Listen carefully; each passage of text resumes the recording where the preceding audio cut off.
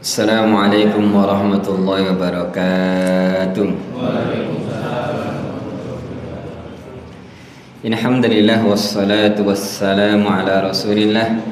Allahumma ilman yanfa'una wanfa'na bima 'allamtana warzuqna wassalahan ya rabbal alamin. Allahumma as'aluka ilman nafi'an wa rizqan tayyiban wa 'amalan mutaqabbalan.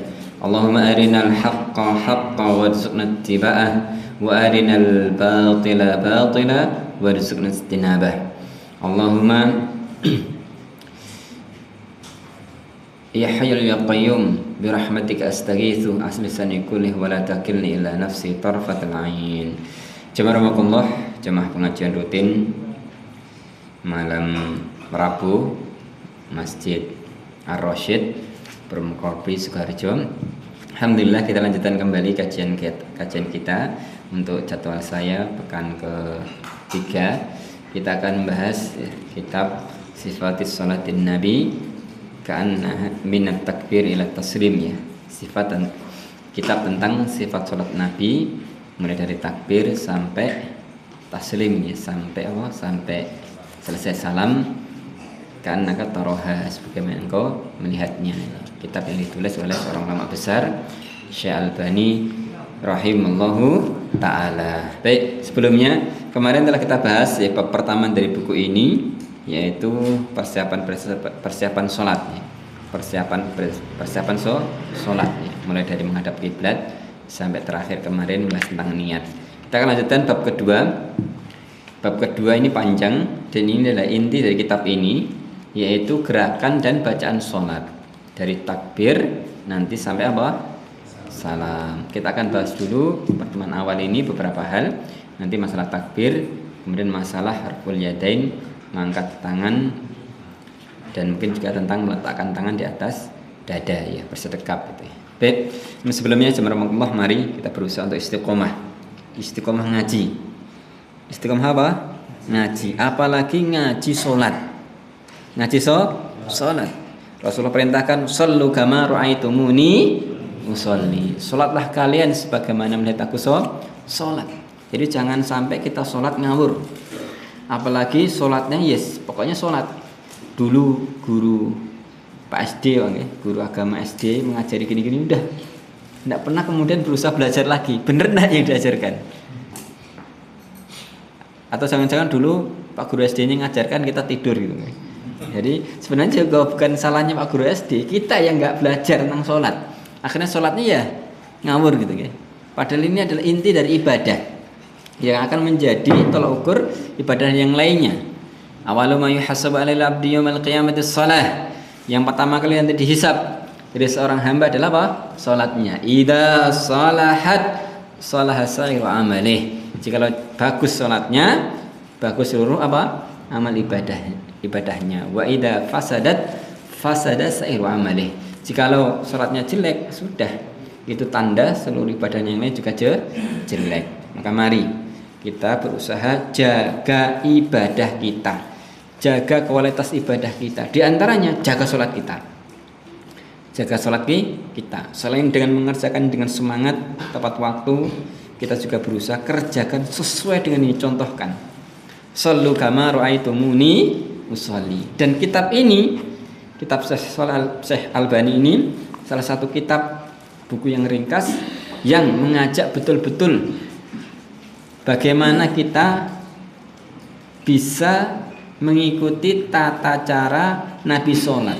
Tidak fanatik madhab, tidak fanatik golongan, benar-benar sesuai dengan apa yang diriwayatkan dari Nabi, baik ucapan beliau, gerakan beliau, atau sesuatu yang kemudian menjadi persetujuan beliau terkait dengan sholat.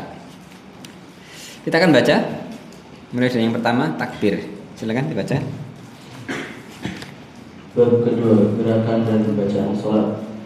1. Takbir. Rasulullah Shallallahu Alaihi Wasallam memulai sholatnya dengan ucapan Allahu Akbar, yaitu Allah Maha Besar. Beliau memerintahkan kepada orang yang sholatnya salah, sebagaimana yang telah disebutkan. Beliau berkata kepadanya, innahu la tatimmu sholatun li ahadi minan nas hatta yatawadda fa yad'al wudu'a mawadi'ahu summa yaqulu Allahu akbar. Sesungguhnya salat seseorang tidaklah sempurna hingga ia berwudu dan melakukan wudu sesuai dengan ketentuannya. Kemudian ia mengucapkan Allahu akbar. Ya, baik, cukup dulu. Bab kedua, gerakan dan bacaan sholat. Yang pertama tentang takbir. Ini penting kita pahami, karena ini awal dari sholat. Sholat dimulai dengan apa? Takbir, bukan yang lainnya. Loh, terus saya pernah lihat, sering lihat misalkan saat di samping saya kalau sholat usolli fardu ngeten itu pripun? Kita awal sholat atau pripun? Jawabannya ya jangan tanya saya, tanya melakukan itu ini loh. Kan yang melakukan dia. Apakah ada contohnya? Apakah itu dicontohkan Nabi? Sepakat Pak? Tidak. Sepakat tidak. Bahkan yang melakukan itu pun dia tahu itu bukan contoh Nabi. Khilafnya hanya nanti dia merasa oh ini harus karena niat perlu ini. Tapi sepakat Pak, baik yang mengamalkan maupun tidak, sepakat itu bukan contoh Nabi. Sepakat itu bid'ah. Meskipun mungkin ada yang mengatakan itu bid'ah hasanah itu sebagian mereka. Tapi kan sepakat itu apa? Bid'ah. Tidak dicontohkan oleh Nabi. Lah kita yang katanya sholatnya pengen ikuti Nabi, sudah ikuti yang dicontohkan Nabi. Perkara jenengan misalkan apa mau mengikuti pokoknya nggak boleh bid'ah sama sekali, ataupun yang mungkin berpendapat bid'ah hasanah misalkan, oke. Tapi tetap bid'ah itu tidak diajarkan Nabi. Kalau kita pengen sholat benar-benar shollu kama ra'aitumuni usolli, ya sudah ikuti Nabi. Ikuti Nabi. Yang tidak ya jangan. Jangan. Apalagi Rasulullah sudah wanti-wanti, sholatlah sebagaimana apa? Melihat aku sholat. Nah, itu. Jadi ini penting sekali kita pahami. Dimulai dengan takbir, bukan bacaan atau gerakan yang lainnya. Jadi Rasulullah ketika mulai sholatnya beliau mengucapkan Allahu Akbar. Allah Maha Besar. Allah lafaz jalalah. Ada yang mengatakan kenapa Allah disebut Allah? Karena dia ilah. Allah dari kata makluh, suatu yang disembah. Suatu yang disembah. Ini lafaz Allah, nama Allah sekaligus sifat Allah yang paling utama, yaitu Allah. Allah, suatu yang disembah. Suatu yang disembah atau dikenal dengan lafzul jalalah. Lafzul jalalah Allah. Allah. Ini kalau dalam bahasa Arab isim ma'rifat yang paling ma'rifat yaitu lafzul jalalah Allah. Al-ilah, al-ma'luh, suatu yang disembah. Allahu Akbar, Allah Maha Besar. Mulai sholat ibadah yang besar dengan pengagungan pada Allah, dengan mengucapkan apa? Allahu Akbar. Termasuk ketika orang adzan mengumandangkan adzan, ngajak sholat, apa yang dibaca pertama kali? Allahu Akbar, Allahu Akbar. Jadi selaras Pak. Panggilan sholat adzan dimulai dengan apa? Allahu Akbar. Sholat sendiri juga dimulai dengan apa? Allahu Akbar. Menunjukkan kata lafaz Allahu Akbar ini bukan lafaz yang biasa. Sehingga aneh Pak, ketika ada orang benci dengan apa? Lafaz Allahu Akbar. Untuk itu kaum muslimin ketika misalkan sesuatu yang besar, Allahu Akbar, Allahu Akbar. Ketika dia melakukan jangan, itu ciri khas teroris. Salah Pak. Salah. Allahu Akbar bukan ciri khas apa? Teroris. Itu panggilan sholat. Bahkan itu apa? Permulaan sholat gitu. Jadi kalau ada orang anti dengan lafaz Allahu Akbar, Allahu Akbar, aneh itu. Aneh. Yaitu mari ikuti saya takbir 3 kali. Allahu Akbar. Allahu Akbar. Allahu Akbar. Allahu Akbar. Allahu Akbar. Allahu Akbar. Yang di luar masih malu-malu, Pak. Ada yang senyum-senyum. Termasuk ibu-ibu. Genggam dengan erat tangannya. Ini saya serius, Pak. Mulai dengan takbir dulu biar semangat ngajinya. Allahu Akbar. Allahu Akbar. Allahu Akbar. Allahu Akbar. Allahu Akbar. Begitu, Pak. Kalau ngaji gini enggak ada yang ngantuk, Pak. Jadi mana? Bismillah. Jadi Allahu Akbar, Allah Maha Besar. Dan tidak ada yang lebih besar dari Allah. Itu ayat yang paling agung dalam Al-Qur'an. Ayat apa? Ayat yang paling agung dalam Al-Qur'an. Ayat apa? Ayat kursi. Isinya tentang apa? Keagungan Allah. Keagungan Allah. Disebut tentang kursinya Allah. Jadi disebut dalam sebuah hadis, kursinya Allah ini dibanding langit dengan bumi. Langit dan bumi itu kalau dibanding dengan kursinya Allah itu seperti cincin dilemparkan ke padang pasir. Apa Pak? Cincin dilemparkan padang pasir. Besar mana? Cincin atau padang pasir? Jelas padang pasir, Pak. Mungkin kita melemparkan cincin ditumpukan apa? Satu dam apa? Pasir aja mungkin susah dicari itu. Satu truk ya. Ada satu truk apa? Misalkan orang bangun kemudian menurunkan satu truk pasir. Kita lempar apa? Cincin di situ. Susah dicari itu, Pak. Itu baru satu truk nih. Bayangkan kalau satu apa? Satu padang pasir yang sangat luas, gurun Sahara misalkan, atau gurun Gobi, atau kalau di Jazirah Arab namanya Rubu Al-Khali. Lemparkan cincin hilang itu pasti, Pak. Langit dan bumi yang demikian besar, demikian luas dibanding kursinya Allah, ya seperti cincin dibanding apa? Padang pasir. Tapi kursinya Allah itu masih kalah luas daripada apa? Arsy-nya Allah. Jadi kursinya Allah itu dibanding, mohon maaf, arsy-nya Allah dibanding kursinya Allah itu seperti itu tadi. Cincin berbanding apa? Padang pasir. Jadi arsy-nya Allah lebih besar. Lebih besar dari kursinya Allah. Jadi arsy itu makhluk yang paling besar. Kursinya Allah yang demikian besar tadi, itu pun kalau dibanding arsy-nya Allah, ya, cincin dibanding padang pasir. Wallahu akbar. Allah lebih besar. Lebih besar itu tadi. Lebih besar dari langit dan bumi, lebih besar dari kursi, lebih besar dari arsy-nya Allah. Allah lebih besar dari segalanya. Jadi ketika kita menyebutkan Allahu akbar, benar-benar resapi Allah Maha besar. Allah Maha besar. Salat dimulai dengan lafaz ini. Lafaz takbir, Allahu akbar. Dan ini dikenal dengan takbiratul ihram. Takbirnya, bukan gerakannya. Itu kalau misalnya jenengan sholat subuh, Pak nggih, ngantuk-ngantuk imamnya Allahu akbar nggih, jenengan apalagi sholat subuh di bulan Ramadan, Pak. Sahurnya jam 1 malam, Pak nggih. Subuhan ngantuk-ngantuk. Jadi imamnya Allahu akbar, jenengan ya gerakan tangan, tapi napa? Ya diem saja mulutnya, batal sholatnya, Pak. Pun, nanti itu hati-hati, Pak. Ketika sholat pertama subuh, jenengan gerakan tangan, tapi tidak takbir lesannya, tidak talafuz, tidak melafatkan takbir, batal sholatnya. Ini serius loh, Pak. Karena yang rukun itu apa? Bacaannya, bukan gerakannya. Nanti ada yang dibalik, yang rukun gerakannya. Contohnya ruku. Ruku itu yang rukun apa? Gerakannya, bacaannya wajib. Tapi kalau takbir, bacaannya, bukan gerakannya. Gerakannya sunnah. Jadi ngangkat tangan, misal nggak ngangkat, sah nggak? Sah. Tapi kalau jenengan takbir, apalagi nanti apa? Takbir intikal, sambil merem, ya gerak, Pak. Tapi nggak ucapkan, batal, Pak. Batal betul, Pak. Batal betul, Pak. Batal, Pak. Ini serius, Pak. Jadi jangan sampai nanti jenengan sholat ketika subuh nggih, ngikuti imam tapi nggak baca takbir. Karena perintahnya baca juga, imamnya takbir juga ikut takbir. Ini hati-hati. Ini hati-hati. Apalagi takbiratul ihram. Takbiratul ihram. Rukun sholat. Kalau tidak dibaca sudah pasti batal sholatnya.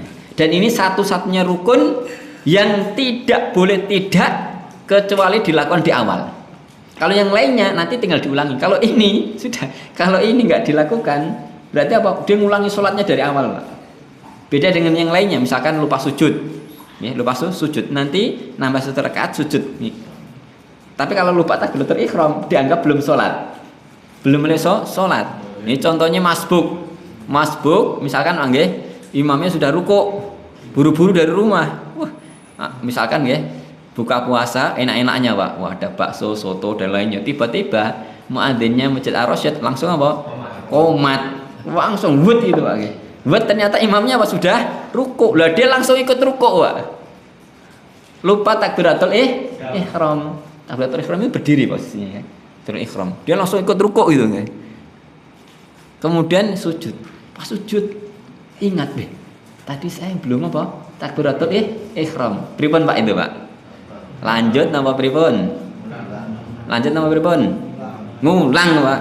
Langsung batalkan saat itu. Batal saat itu kemudian ikuti lagi sholat bersama imam. Misalkan dia ingatnya apa? Sudah misalkan sholat maghrib nggih. Dia langsung ikut, misalkan rakaat pertama ikut imam, ruku gitu, telat tapi ya. Lupa takbiratul ihram. Ingatnya di rakaat kedua, Pak. Jadi langsung batalkan. Langsung ikut imam lagi.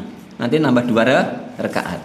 Yang jelas kalau itu takbiratul ihram tidak bisa diganti. Harus ngulangi dari awal. Ngulangi dari awal. Jelas ya? Ini satu-satunya rukun yang tidak boleh tidak kecuali memang harus dari awal ada. Kalau tidak ada, yang berikutnya dimulai dianggap tidak sah. Dianggap tidak sah memulai sholatnya. Untuk itu perhatikan baik-baik. Terutama yang masbuk. Yang masbuk. Baik. Beliau memerintahkannya kepada orang yang sholatnya salah. Sebagaimana telah disebutkan. Ini maksudnya hadis musi'is sholah. Hadis orang yang sholatnya jelek. Hadis musi'is sholat. Jadi suatu ketika Rasulullah pernah melihat orang sholat. Tiba-tiba sholatnya cepat, Pak. Buat. Kemudian datang pada Nabi. Salam adana Nabi. Kemudian Nabi mengatakan, "Irji fasalli fa innaka lam tusalli." Balik sholat, kamu belum sholat. Akhirnya orang ini sholat lagi. Ternyata apa? Begitu lagi, Pak. Sholatnya apa? Ngebut, Pak. Untuk itu ini mumpung sebelum Ramadan, Pak, nggih. Ini tanggal berapa ini? Tanggal 1 nggih. 1 Sya'ban. Yang artinya Ramadan kurang 1 bulan. Monggo nanti di bulan Ramadan jaga ibadah sholat, terutama sholat malam, sholat taraweh. Taraweh itu artinya santai, Pak. Jadi jangan sampai nanti sholat taraweh apa? Ngebut. Namanya bukan apa? Sholat. Senam aerobik namanya.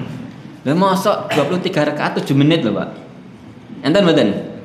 Percaya mboten? Percaya enten mboten? Enten setelah ke YouTube nggih. Tak buka aja dulu. Wah, enggak usah lah, habis waktunya nanti. Tapi jenengan percaya mboten? Ada Allah Akbar itu ada itu, Pak. Hati-hati, Pak. Tidak sah. Karena salah satu rukun salat apa tuh, Mak? Dan Nabi benar-benar itu. Ada orang seperti salatnya suruh ngulangi. Dia salat. Ternyata apa? Cepet lagi, Pak.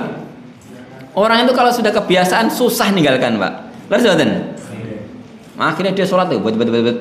Selesai, salam, datang Pak Rasul. Kemudian Rasul apa? Sama yang diucapkan Rasulullah. Irji, balik sholat. Fasalli fa innaka lam tusalli. Ulangi sholat, kamu belum sholat. Orang tadi sudah sholat. Tapi Rasul mengatakan belum sholat, menunjukkan tidak sah. Meskipun dia sudah sholat, tetapi dengan tata cara seperti itu tidak sah. Suruh orangnya lagi sholat lagi. Ternyata apa? Ngebut lagi, Pak. Wah, ini orang ngeyel ini. Sudah suruh ngulangi, ngebut lagi. Setelah itu datang pada Nabi lagi. Kemudian setelahnya Rasulullah kemudian mengulangi perkataan yang sama. Irji fasolli fa innaka lam tusolli. Langsung orang tadi mengatakan demikian. Nah, ini bagusnya, Pak. Meskipun salah tapi merasa masih apa? Sadar diri apa? Salah. Dia mengatakan, ya Rasulullah, wahai Rasulullah, sungguh saya tidak bisa sholat lebih baik dari ini. Fa'alimni, ajari aku. Lah ini bagusnya. Dia salah tapi ngaku apa?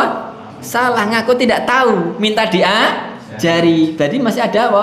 Sisi bagusnya, Pak. Ya, sisi bagusnya itu apa? Tahu diri, minta diajari. Karena ada orang salah, wah, ngeyel, Pak. Kamu kok sholatnya cepat sekali? Oh, ini sudah budaya. Begitu, Pak. Budaya gimana? Salah sholatnya kok ngeyel itu. Terus mboten, Pak?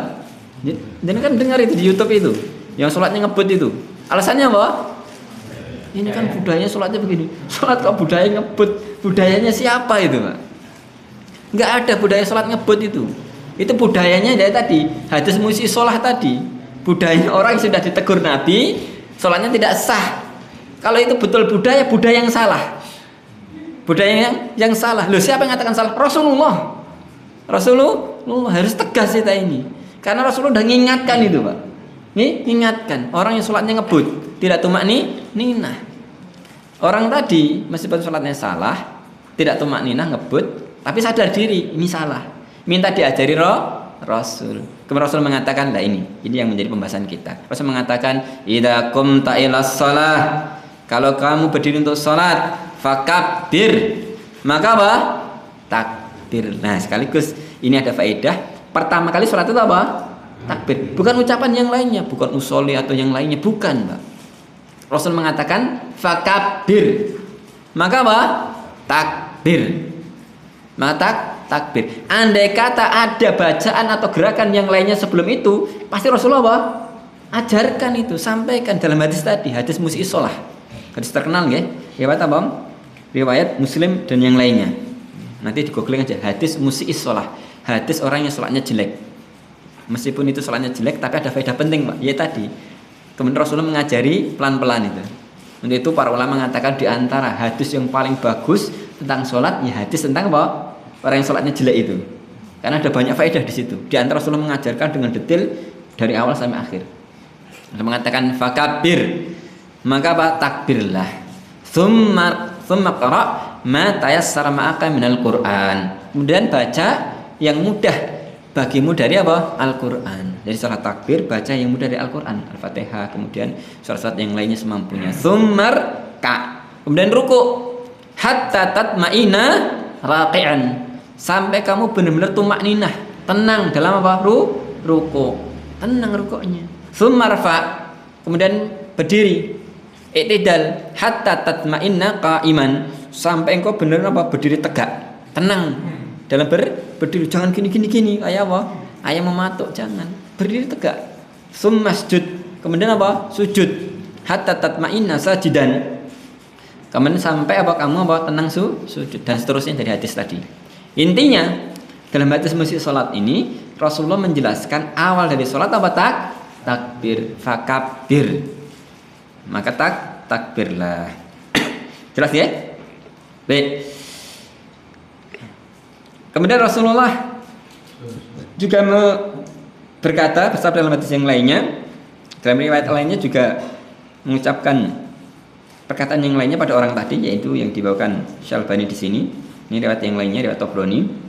Rasulullah bersabda, innahu la tatimmus salatun, sebenarnya tidak sah, tidak sempurna salat seseorang itu, li ahadin, bagi seseorang, minan nasi, dari siapapun orang itu, hatta sampai yatawaddo, sampai dia berwudu, sampai dia wudu. Fayada al wudu'a mawadi'ahu thumma yaqul Allahu akbar. Kemudian dia berwudu sesuai dengan ketentuannya, sesuai dengan ketetapannya, kemudian dia mengucapkan Allahu akbar. Ya, Allahu akbar. Di sini ada beberapa faedah. Yang pertama, jadi sholat tidak sah kecuali dengan apa? Wudu. Dengan wudu. Jadi wudu itu termasuk salah satu syarat sah sholat. Syarat sah sholat.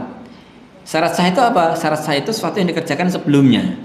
Kemarin sudah kita bahas ya, pada bab yang pertama, persiapan sholat ya. Menghadap kiblat, menutup aurat dan yang lainnya. Di antaranya wudu, bersuci. Jadi kalau orang sholat tanpa wudu, tanpa bersuci tidak sah. Kemudian faedah yang kedua, sesuai dengan pembahasan kita, yaitu apa? Mengucapkan takbir. Tsumma yaqulu Allahu akbar. Faedah yang berikutnya, ini juga menegaskan setelah selesai wudu, kemudian mulai sholat, pertama kali yang dilakukan, yang diucapkan apa? Allahu akbar. Bukan bacaan yang lainnya, bukan bacaan yang lainnya. Sehingga kalau ada yang menambahi bacaan gerakan tertentu atau yang lainnya pun, itu tidak benar. Tidak benar. Karena apa? Rasulullah menyampaikan dengan sangat tegas dalam banyak hadis. Bahkan Rasulullah juga mengamalkannya sendiri, mencontohkannya sendiri. Mulai sholat dengan apa? Takbir. Terus bagaimana kalau ada orang ngeyel? begini alasannya, terserah. Terserah. Tapi kalau kita benar-benar pengen contoh Nabi sholat, benar-benar memperhatikan, mengamalkan sabda Nabi, shollu kama ra'aitumuni usolli, mulai dengan takbir. Jangan yang lainnya. Jangan menambahi atau mengurangi. Cukup ikuti apa yang Rasulullah lakukan atau sampaikan terkait dengan sholat. Baik. Kemudian Rasul juga bersabda, dibaca. Rasulullah Shallallahu Alaihi Wasallam juga bersabda, "Miftahus salat at-tuhur, wa tahrimuha at-takbir, wa tahliluha at-taslim." Artinya, kunci salat itu adalah bersuci, tahrimnya adalah ucapan takbir, dan tahlilnya adalah ucapan salam. Karena yarfa'u sawtahu bit-takbir hatta yasma'u man khalfahu. Rasulullah Shallallahu Alaihi Wasallam mengeraskan suaranya ketika bertakbir agar orang-orang yang berada di belakang beliau dapat mendengarnya. Karena idza marida fa rafa'a Abu Bakr sawtahu yuballighu nas takbirahu sallallahu alaihi wasallam. Apabila beliau sakit, Abu Bakar mengeraskan suaranya untuk menyampaikan suara takbir Rasulullah sallallahu alaihi wasallam kepada para makmum. Rasulullah sallallahu alaihi wasallam bersabda, "Idza qala al-imamu Allahu akbar, faqulu Allahu akbar." Apabila imam mengucapkan Allahu akbar, maka ucapkanlah Allahu akbar. Baik, cukup. Kemudian mu'alif Syalbani menjelaskan atau menyampaikan beberapa hadis berikutnya, dan di sini banyak faedah penting terkait dengan takbir. Ini yang bawa bukunya bagus Pak nih. Yang bawa bukunya itu kan ada catatan kakinya nggih, hadisnya seterusnya. Syalbani itu sangat detail, Pak. Jadi semua yang beliau sampaikan ini, hadis-hadis yang lainnya ada catatannya. Ini hadis riwayat siapa, kedudukan hadisnya seperti apa gitu. Jadi beliau itu orang hati-hati sekali. Beliau seorang ulama hadis yang sangat terkenal, dan beliau sudah berkomitmen sebagaimana di mukadimah kitab ini, buku ini, beliau tidak menyampaikan kecuali memang yang bisa digunakan sebagai dalil. Itu yang sebutan cuma hadis sahih atau hadis hasan atau hadis yang penguat. Sehingga nanti apa? Sahih atau hasan li ghairihi. Sahih atau hasan li ghairihi. Ya. Ini diantara ya ciri khas atau keutamaan utama dari buku ini ya. Ringkas tapi semuanya berdasarkan dalil. Berdasarkan dalil, dan dalil pun sudah dipilih yang benar-benar bisa menjadi dalil, bukan asal dalil ya. Asal dalil atau katanya ini atau katanya itu. Benar-benar memang dari Nabi. Dari Nabi. Hadisnya sahih atau hasan atau hadis sahih atau hasan li ghairihi, yang ini penguat sehingga bisa memiliki sebagai atau menjadi hujjah atau dalil. Baik. Kemudian Rasulullah bersabda, "Miftahus sholati tuhurun." Kunci dari salat adalah apa? Suci. Bersuci. Ya, bersuci. Bersuci itu intinya kalau dalam fikih itu sederhana, Pak. Dua hal. Raf'ul hadas, izalatun najasah. Bersuci itu ada dua. Ini biar enggak ngantuk saya tanya, Pak. Wah, ini siap-siap. Yang mulai ngantuk saya tanya, Pak. Nah, kalau enggak ditanya nanti ngantuk, Pak. Karena saya itu sering tanya, bahkan pada santri sekalipun, Pak. Kadang nggak paham apa itu bersuci, Pak. Bersuci itu apa? Bingung gitu. Bersuci itu kalau dalam fikih itu dua saja. Raf'ul hadas, izalatun najasah. Mengangkat hadas, menghilangkan najis. Pertanyaan saya, apa bedanya hadas dan najis? Nah, dari sini, Pak. Monggo, Pak. Apa bedanya hadas dan najis, Pak? Kalau najis itu kan harus bersuci. Kalau hadas enggak. Itu Harus wudu. Jangan, Pak. Kalau najis itu zatnya, kalau hadas itu sifatnya. Yeah. Karena bernajis akhirnya berhadas. Karena bernajis karena akhirnya berhadas. Nah, ini lakonnya ini. Betul, Pak. Sama. Waduh, mau pinter, Pak. Wah, itu bener lakon sejati, Pak. Sama, itu cara aman itu, Pak. Itu jangan dikira itu trik penting, Pak. Trik penting kayak gitu. Sama itu. Itu tidak semua orang punya kemampuan kayak gitu, Pak. Ya Pak nggih, Pak Sri. Napa Pak? Hadas najis, Pak. Kalau najis itu berasal dari luar. Nggih. Kalau hadas dari dalam kita. Najis dari luar, hadas dari dalam. Terakhir, yang di luar, Pak, yang kacamata, Pak. Nah, jenengan di luar pun nggak selamat dari pertanyaan. Dikanya kalau udah di luar selamat. Mati selamat dari pertanyaan. Nggih. Nah, Pak. Pas. Waduh, kok pas itu. Waduh, seneknya diambil, Pak. Nggih. Jadi, Jamarah mullah secara ringkas, hadas itu wasfun fil badan yamnu anis shalah. Sifat pada badan menghalangi dari sholat. Jadi dia itu sifat, bukan benda. Tadi yang sampaikan Pak Sinten? Pak Kadir tadi nggak? Jadi Pak siapa? Kardio Kadir. Waduh, nanti saya diprotes ini. Kardio Kadir. Ampun gue ya Pak, saya yang salah. Jadi nggih pun kula pun ngapunten Bu, salah. Kita garwan ini Bu. Kok mboten lah. Jadi kalau hadas itu sifat pada badan menghalangi dari sholat. Jadi dia sifat. Belum tentu najis. Contohnya orang apa? Ngapunten, kentut Pak. Napa? Kentut itu kan tidak najis. Orang yang kentut juga tidak najis, badannya tidak najis. Tapi dia hadas. Tidak boleh sholat. Jadi hadas itu sifat pada badan menghalangi dari sholat. Akhirnya apa? Dia wudhu atau dia mandi besar atau nanti tayamum. Itu. Jadi kalau hadas diangkat karena dia sifat pada badan. Diangkat dengan apa? Ya dengan wudhu, mandi atau tayamum. Kalau najis bendanya, fisiknya, dia kotoran yang kelihatan fisiknya itu. Kemudian apa? Dia dihilangkan. Memang kadangkala najis dan hadas itu bisa terjadi sekaligus. Mohon maaf, misalkan orang ke belakang buang air kecil. Kecil. Jadi air kecilnya itu najis. Air kecil itu istinja. Istinja itu menghilangkan najis. Tapi setelah istinja dia boleh sholat enggak? Enggak boleh. Harus apa? Wudu. Karena apa? Dia masih hadas. Najisnya sudah hilang dengan dia istinja, cebok dan seterusnya di kamar mandi. Kemudian dia keluar, sudah hilang najisnya. Tapi hadasnya masih melekat pada badannya, melekat dalam sifatnya itu. Maka harus wudhu. Loh, harus wudhu? Iya. Karena dua hal terjadi sekaligus.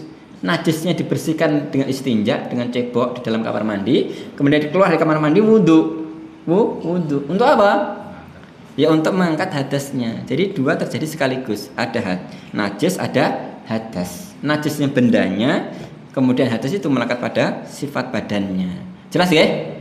Ini kayaknya sederhana tapi penting Pak difahami. Jadi kunci dari sholat adalah suci, bersih dari hadas dan najis. Hadas diangkat, najis dihilangkan. Tanpa itu ya tidak sah. Tidak sah. Miftahus sholati tuhurun wa tahrimuha takbir. Dan yang mengharamkannya, loh kok haram? Haram di sini maksudnya adalah yang mengharamkan hal-hal yang dilarang dalam sholat. Jadi kalau sudah takbir, maka apa? Haram dia bicara, haram dia kemudian makan minum, haram dia kemudian melakukan hal-hal yang di luar sholat. Jadi gongnya itu adalah apa? Ya takbir itu. Sebelum takbir tidak apa-apa. Sebelum takbir tidak apa-apa. Misalkan dia mau sholat, sebelum sholat gini kan, sampingnya kemudian berisik, jangan rame. Atau sampingnya itu kemudian bau sekali, ngapunten. Menjadi gitu misalkan tidak apa-apa, belum sholat atau dia pindah Pak. Daripada sholat nggak khusyuk. Ya enggak? Boleh enggak? Boleh. Tapi kalau udah sholat tahan Pak Bon. Dia udah tahan itu Pak. Kan udah sholat. Sudah sholat. Tapi kalau belum sholat enggak apa-apa. Baca tawud sama bismillah sampingnya itu. Beriban? Sampingnya baca tawud sama bismillah. Beriban maksudnya? Ini mau sholat, lagi. Mengganggu maksudnya? Oh, maksudnya dia mengganggu sholatan? Ya tidak apa-apa. Ya, tapi kalau sesuatu itu kemudian tidak mengganggu, usahakan ya tidak apa-apa. Maksudnya tidak apa-apa itu tidak perlu kemudian berpindah atau yang lainnya. Nanti menimbulkan apa? Suudzon atau yang lainnya. Tapi kalau benar-benar nggak bisa, Pak. Mau bau gini, baunya itu udah mau pingsan itu, Pak. Ya enggak? Ya, pindah aja, Pak. Pindah tempat yang mungkin lebih layak untuk sholat nih. Daripada nanti malah suudzon atau gimana? Mumpung belum sholat. Baik. Jadi watahrimuha Tahrimnya artinya adalah mengharamkan hal-hal yang dilarang dalam sholat. At-takbir yaitu takbir. Jadi gongnya itu takbirnya. Wa tahliluha, dan yang menghalalkannya, maksudnya menghalalkan dari apa? Hal-hal yang dilarang tadi. Awalnya dilarang bicara, dilarang dan itu. Kalau sudah salam ya sudah. Selesai sholat dia boleh kemudian melakukan yang lainnya yang awalnya kemudian tadi tidak diperbolehkan dalam sholat. Baik, ini. Kemudian berikutnya dalam hadis yang lainnya, hadis riwayat Ahmad, kana yarfa'u sautahu bitakbir. Dulu Rasulullah suka mengangkat suaranya ketika takbir. Ini ada faedah. Takbir dibaca dengan apa? Keras. Dibaca dengan lantang. Ya, biar apa? Ya biar kedengaran. Sekaligus juga sebagai tanbih mungkin orang yang sekitarnya. Mungkin dia nggak tahu dia sholat itu, ya. Maka baca dengan apa? Dengan keras. Ya. Allahu Akbar, sehingga tahu dia sedang sholat. Kana yarfa'u sautahu bitakbir hatta yasma'u man fahu, sampai mendengar orang-orang yang di belakangnya. Di belakangnya. Maksudnya ketika dia ngimami, kemudian apa? Ya baca dengan keras takbirnya. Tidak peduli itu sholat jahriyah maupun apa? Sirriyah. Takbirnya dibaca dengan apa? Dengan keras. Untuk itu kalau ngimami jangan pelan, Pak. Apalagi misalkan mati listrik itu, nggih. Ngimamnya pelan ya, kasihan di belakang. Ada yang mau jegagi masih balik lagi. Jangan, Pak. Baca dengan keras. Untuk itu nanti ada hadis yang terakhir, Pak, nggih. Riwayat tadi yang ketika Rasulullah sholat kan suaranya nggak bisa keras. Sholatnya tidak bisa keras suaranya. Akhirnya Abu Bakar apa? Yang mengeraskan. Untuk itu kalau di Masjidil Haram, ya kan? Itu kan ada yang sebenarnya bukan ada dua, hanya satu. Tapi kan kemudian muadzinnya itu membaca ulang, mengeraskannya biar kedengaran, gitu. Kedengaran. Allahu Akbar begitu. Sebenarnya ini dalilnya itu ini. Ya, mungkin ada yang mungkin kurang dengar dan seterusnya. Dan ini juga bisa berlaku, misalkan tarawih itu, nggih, kemudian mati lampu. Apalagi kayak gini, nggih, musim hujan rawan mati lampu misalkan. Tapi sekarang PLN sudah lebih stabil, nggih. Alhamdulillah, beda dengan negara yang lainnya. Yaman itu mati lampu terus, Pak. Indonesia itu termasuk stabil, Pak. Stabil ya. Jaringan apa? Suplai pasokan listriknya atau dengan keandalan sistemnya itu bagus itu. Tapi tetap ada kemungkinan mati listrik misalkan. Kemudian imamnya mungkin kurang keras. Maka apa? Yang di belakangnya tidak apa-apa, dia membaca dengan keras sehingga nanti yang agak jauh bisa mendengar. Mendengar takbirnya apa? Imam. Yang jelas takbir itu dibaca keras. Sholat jahriyah maupun sholat sirriyah, takbirnya selalu dibaca keras. Karena yarfa'u sautahu bitakbiri hatta yasma'u man khalfahu. Kemudian yang berikutnya tadi, karena idza marida, dulu apabila Rasulullah sakit, rafa Abu Bakrin sautahu, maka Abu Bakar mengangkat suaranya. Jadi yang imami tetap Rasulullah, tapi beliau karena sakit bacaannya suaranya mungkin tidak keras. Maka Abu Bakar yang kemudian apa? Mengeraskan bacaannya. Mengeraskan bacaan takbir dari Rasulullah, mengeraskan bacaan takbirnya. Yuballighu an-nasa takbiru Rasul sallallahu alaihi wasallam. Supaya apa? Orang yang di belakang makmum yang lainnya bisa kemudian apa? Mendengarkan atau mengikuti takbir Rasulullah sallallahu alaihi wasallam. Ya, ini faedahnya intinya adalah bahwasanya imam itu mengeraskan bacaan takbirnya. Dan ketika dirasa ada yang kurang, mungkin kurang keras atau mungkin ya tadi mati lampu atau mungkin nggak mati lampu, tapi apa? Ngapunten Pak, sebagian takmir masjid mboten modal. Itu serius lho. Nah, wasonnya itu gerak-gerak mboten jelas. Kadang yang dengar yang depan, ibu-ibu nggak dengar sama sekali. Padahal udah komplain di grup apa takmir itu, ibu nggak dengar, tapi apa nggak segera diperbaiki. Misalkan Pak, misalkan ada sebuah masjid kayak gitu, yang ada. Oh sih, saya alhamdulillah. Nah, nanti kalau ngatakan nggak saya takmirnya mutung nanti. Ya itu. Jadi misalkan ada soundnya pun, tapi kalau misalkan memang dirasa kurang, mungkin karena hujan deras atau yang lainnya, kan jadi kalah suara itu. Apalagi kalau misalkan ada terasnya, ada halamannya, kemudian ada volumenya, Pak, keras itu bacaannya. Contohnya kalau di pondok kami itu kan luas sekali itu Pak. Wah, gafalumnya itu luas sekali. 5 kali 5 jet ini kan gafalumnya itunya. Jadi kan itu suaranya keras ya gafalum kalau hujan itu. Ya, tapi tetap soundnya biasanya ini banter gitu guys. Tapi misalkan memang dikhawatirkan yang belakang tidak dengar, tidak apa-apa. Sebagian makmur kemudian mengeraskan bacaan takbirnya sehingga memastikan semuanya bisa mendengar takbir itu dengan jelas, jelas. Ini faedah pentingnya. Terakhir tentang masalah takbir, Rasulullah juga bersabda, "Idza qala al-imamu Allahu akbar, faqulu Allahu akbar." Menegaskan ketika imam takbir, makmum juga takbir. Jangan diem. Sekaligus menegaskan, tidak cukup hanya mendengar. Beda dengan bacaan yang lainnya. Kalau bacaan dengar yang lainnya, qiraatul imam, qiraatul makmum. Misalkan imamnya baca Al-Fatihah, dengarkan aja sudah cukup. Bacaan Al-Fatihah imam itu sebagai apa? Al-Fatihahnya makmum. Dengan sekedar mendengarkan aja. Mendengarkan. Kalau takbir tidak. Takbir tidak. Imamnya takbir, makmumnya juga apa? Ikut takbir. Ini terutama sholat subuh Pak. Ini serius ya, karena ada sebagian disinyalir Pak. Disinyalir. Kalau nggak percaya pasang CCTV di sini Pak. Nanti ada yang sholatnya begini. Itu benar-benar sambil ngalamun Pak. Ngalamun itu. Jadi tidak apa? Talafuz. Tidak gerak lesannya. Loh kalau lesannya aja nggak gerak, apalagi keluar suaranya pasti tidak itu. Kadang kita aja nggak keluar suaranya. Padahal wajib keluar Pak. Wajib bertalafuz. Karena membaca itu yang mengeluarkan suara. Bukan merenung. Kalau kadang orang kayaknya merenung, kayaknya baca tapi padahal merenung Pak.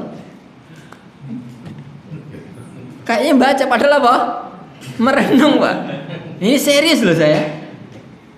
Jadi orang sholat terutama subuh Bang ya, kayaknya baca takbir padahal enggak. Ya dia gerakan, tapi lesannya itu diem, tidak talafuz, salah. Salah apalagi udah dia tahu, kemudian tetap seperti itu, tidak sah sholatnya. Ya, takbiratul ihram itu rukun sholat. Takbir yang lainnya wajib sholat. Sama-sama kalau ditinggalkan tidak sah. Tidak sah, bukan sunnah. Bukan sunnah. Maka pastikan ketika takbir benar-benar talafuz, mengeluarkan suara Allahu Akbar.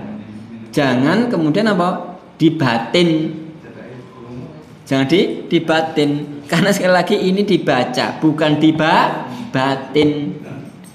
Jangan hanya dibatin, tapi benar dibaca. Idza qala al-imamu Allahu Akbar, faqulu Allahu Akbar. Ini juga ada faedah, yaitu adalah mengikuti imam. Jadi kalau imam takbir ya takbir, jangan seperti sebagian orang ruku, imamnya i'tidal, rukunya lama banget. Sampai imamnya apa? Sujud dia baru ke atas. Ini satu ya, tidak pas. Karena innama ju'ilal imamu liutamma bih. Dijadikan imam itu diikuti. Kalau imamnya sudah takbir ya takbir. Sujud ya sujud. Wah kan masih doa, masih begini. Jangan banyak alasan. Jangan banyak alasan. Kenapa ada imam untuk diikuti? Diikuti. Kalau imamnya sudah takbir ya takbir. Kalau imamnya rukuk ya rukuk. Jangan kemudian nelat. Jangan kemudian nelat. Jadi ada dua yang salah. Satu nelat. Mungkin karena doanya panjang atau gimana tidak diterima Pak. Pun alasannya apapun, kalau imamnya takbir ya takbir, rukuk ya rukuk. Tidak banyak alasan. Tapi juga tidak boleh sebaliknya, dului Pak. Ada orang itu saya lihat Pak, bos. Kalau saya sholat di samping orang gitu nggak khusyuk Pak. Jadi imamnya baru gini sudah Pak. Disi. Enten mboten? Teng mriki enten. Oh sono. Banyak kayak gitu Pak. Itu kayak buru-buru itu loh. Padahal nanti ujung-ujungnya sholatnya selesai bareng enggak? Bareng. Kalau di jalan raya nggih monggo nyalip mendahului itu. Kalau sholat enggak bisa Pak. Pun jenengan mau gimana, tetap nanti ujungnya apa sama itu. Enggak mungkin dia salam sebelum imam. Tapi ada orang itu kayak gitu, kayak buru-buru gitu loh. Dan itu menjadi kebiasaan, ini enggak bagus. Ya apa? Bagus. Kalau dia sengaja mendahului imam batal. Batal. Karena apa? Wajib mengikuti imam. Imam. Baik, saya kira demikian dulu. Ini baru satu ya, takbir. Mengangkat tangan, insyaallah kita akan lanjutkan pada pertemuan berikutnya. Baik, demikian pembahasan kita dari kitab Sifat Sholat atas Nabi. Semoga mudahan kita untuk belajar sholat dengan benar. Ini sudah selesai atau masih ada pertemuan lagi, Pak? Masih sekali kayaknya. Habis. Jadi bulan depan udah nggak ada. Ramadan. Masih 1 bulan kayaknya, Bang. Ya nanti saya manut kalau memang nanti nanti kalau ada monggo nanti dihubungi. Intinya monggo istiqomah. Apalagi udah mendekati Ramadan, persiapan Pak, pemanasan ibadah. Semakin kita kuatkan tekad. Monggo. Makmum harus membaca Al-Fatihah atau tidak? Ya, dengarkan jawabannya di serial berikutnya. Nah, itu. Kan belum bahas Al-Fatihah. Tapi saya spill dikit. Cukup mendengarkan. Imamnya kecepatan. Satu, kalau bisa ya jangan nyari imam yang cepat-cepat itu. Satu, Kalau kemudian memang qadarullah itu gitu, terlanjur itu kita nggak tahu itu ya. Ya sudah, ketika memang kecepatan dalam artian masih tumakninah ya ikuti. Memang mungkin stylenya begitu. Tapi kalau benar-benar kecepatannya itu tidak tumakninah, tidak sah, infiraq. Infiraq itu tidak apa-apa dia tetap sholat di situ, tapi sebenarnya sudah niat sendiri. Tapi jangan sampai gini, sholat cepat banget, wes, mulai. Wah, jangan begitu, Pak. Itu bikin rame nanti. Bubar wae, jangan, Pak. Jadi ada tahapannya. Jadi infiraq boleh, infisal maksudnya itu ya tadi, misalkan Pak tiba-tiba sholat di tempat dia sedang musafir, datang suatu tempat kan nggak tahu, ternyata sholatnya di situ cepat banget, ya sudah terlanjur sudah sholat, kemudian ya sholat sendiri, tapi tetap ikuti mereka, tapi dengan yang jangan terlalu cepat, tetap tumakninah itu, tetap bisa itu, Pak. Yang jelas sebenarnya sudah sholat sendiri tapi tetap ikut rombongan itu. Jadi kita menggabungkan 2 hal, satu sah sholatnya, yang kedua juga tidak menimbulkan hal yang lainnya. Nanti kalau jenengan langsung, saya gitu, wah, di masa jenengan, Pak. Ini aliran apa itu? Woi, pasti ikut pengajian yang itu. Pengajiannya di mana? Ar-Rasyid. Ustadznya siapa? Abu Zakaria. Wah, bahaya itu, Pak. Bahaya. Gitu, Pak. Intinya tadi, yang tidak layak jadi imam jangan jadi imam. Yang kedua, kecepatan, kalau kecepatan itu masih dalam tataran sah, meskipun mungkin tidak khusyuk, Pak, tapi masih sah, Pak. Karena ada orang yang mungkin sholat cepat tapi masih sah. Tapi kalau memang maka tetap ikuti, Pak. Tetap ikuti semaksimal mungkin.